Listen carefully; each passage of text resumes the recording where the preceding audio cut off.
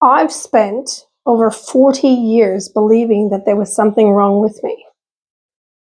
Not because anyone diagnosed me, but because my own mind kept telling me stories that weren't true. The frightening part is I believed every single one of them.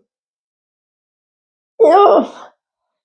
And because I did, it nearly cost me everything. Recently, I've been reading The Neuroscience of Self-Love by Alexis Fernandez Priexa. And when I read the chapter on cognitive distortions, I actually cried.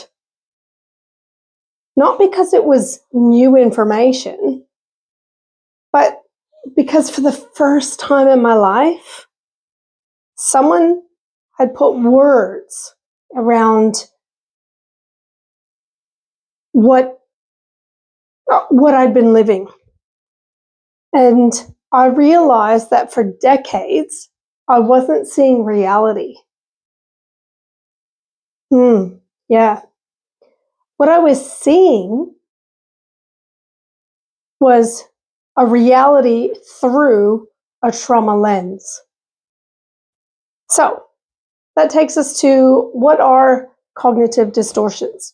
A cognitive distortion is a habitual way of thinking that convinces you something is true even when the evidence says otherwise.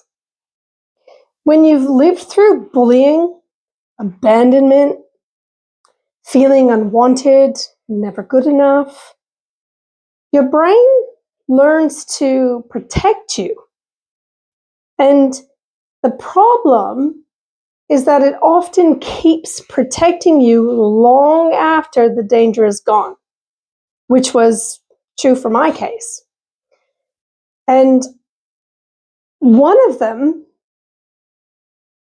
the four is actually catastrophizing. So this was probably one of my biggest ones, because if something could go wrong, I didn't just think it might, I became convinced that it would. If I wanted to build my business, my brain told me I'd fail. If I wanted to speak on stage, it told me that people would judge me and that I'd stuff up and fumble my words and they'd all laugh at me. If someone didn't reply, my brain literally filled in all the blanks, all of the possible what ifs, all the hypotheticals in what the worst possible outcome could be. And I didn't realize it then, but the chronic stress that I'd been under had my amygdala constantly scanning for danger. And when your survival brain is driving the car, your logical brain barely gets a chance to speak. And looking back, I can see how much of my life I spent surviving instead of living. That's massive. The second one is generalizing. This one became my identity. Meaning, I didn't fail at something, I was a failure. One relationship ending meant I wasn't lovable. One setback meant nothing would ever work. And years of bullying convinced me that maybe there really was something wrong with me.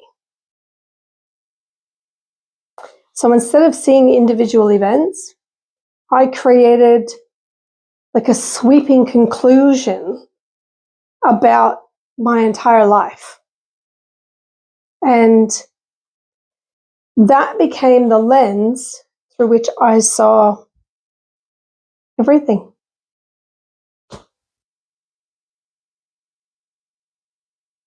The third is mind reading.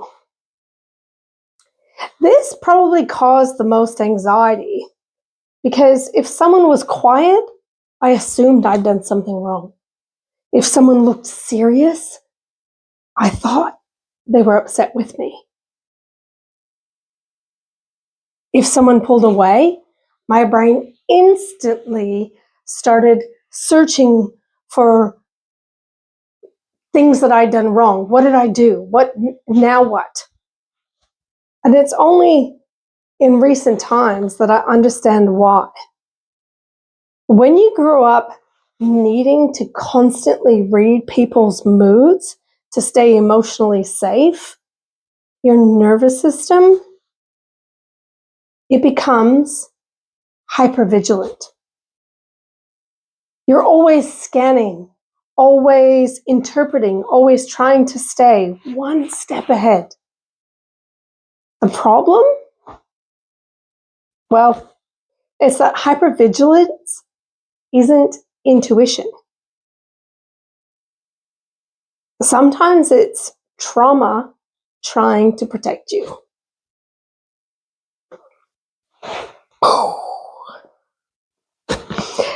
Number 4, personalizing everything.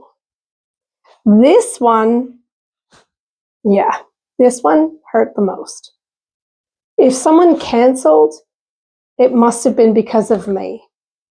If someone was upset, I somehow found a way to make it my fault.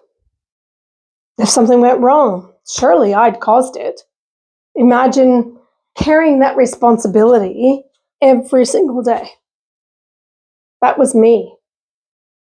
That was my life. And it's exhausting.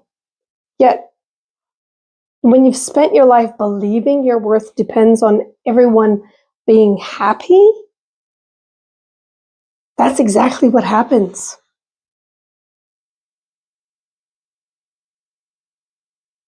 The good thing is through all of this is my realization from reading this chapter was it didn't make me feel broken. It actually made me feel understood because it helped me realize that I wasn't weak, I wasn't crazy. My brain had simply adapted to survive. And those thought patterns weren't my personality. They aren't my personality. They were and have been protective strategies. Strategies that I've realized now have outlived their usefulness. So that's actually why I do what I do. It's because I've lived it. I've lived the bullying, the self-hatred, the people-pleasing, the anxiety, the emotional overwhelm, the chronic stress, and of course, the burnout. Even the feeling that no matter how hard you try, you still aren't enough. I've lived it for decades, not just a few years. I've lived it for decades. So I know what it feels like because I carried those exact beliefs that I've just mentioned, like I said, for decades. And that's why I don't just teach techniques. I understand the experience. And when someone sits in front of me, I don't see a problem that needs fixing. No. I see a nervous system that's been trying to survive. And that's a very different conversation. So, if any of these thought patterns sound familiar, please know this. Your thoughts are not always facts. And sometimes they're simply the voice of an overwhelmed nervous system. The beautiful thing about the brain is that it can change. It starts with awareness. So, through awareness, through compassion, through repetition, through safety. You can literally teach your brain a different story. And when you change the story, you change your life.